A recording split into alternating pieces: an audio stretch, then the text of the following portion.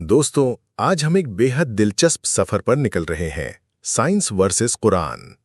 क्या वाकई साइंस और कुरान आमने सामने है या दोनों एक दूसरे की सच्चाई बयान करते हैं? चलिए देखते हैं। पुराने वक्तों में जब इंसान आसमान की तरफ देखता था तो सवाल करता था, ये तारे क्या हैं? ये चांद क्यों बदलता है? अरस्तु, गैलीलियो और दूसरे बड़े साइंटिस्ट्स ने जवाब ढूंढने की कोशिश की, लेकिन उनकी बातें अक्सर अधूरी थीं। फिर कुरान आया और अल्लाह ताला ने ऐसे ऐसे हक बताए जो ज़माने के इंसान कभी सोच भी नहीं सकता था। कुरान सिर्फ इबादत की किताब नहीं, बल्कि एक रोशनी है जो इंसान को हक की तरफ ले जाती है। साइंस कहती है कि सारी कायनात एक शुरुआत से फैली है, बिग बैंग से। कुरान कहता है, क्या काफिरों ने नहीं देखा कि आसमान और जमीन आपस में जुड़े हुए थे, फिर हमने उन्हें अलग किया?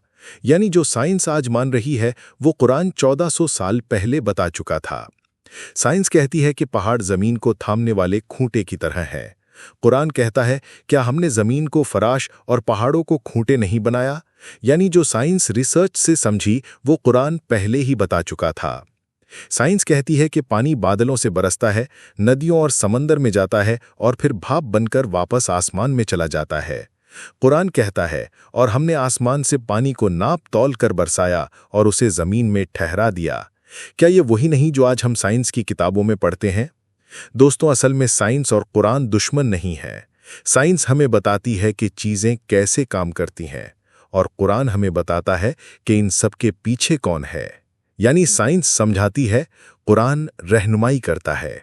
तो सबक ये है, साइंस इंसान की सोच खोलती है, लेकिन कुरान दिल और रूह को सुकून देता है। दुनिया का इल्म जरूरी है, लेकिन याद रखो, आखिरत में काम आएंगे सिर्फ तुम्हारे अच्छे अमल।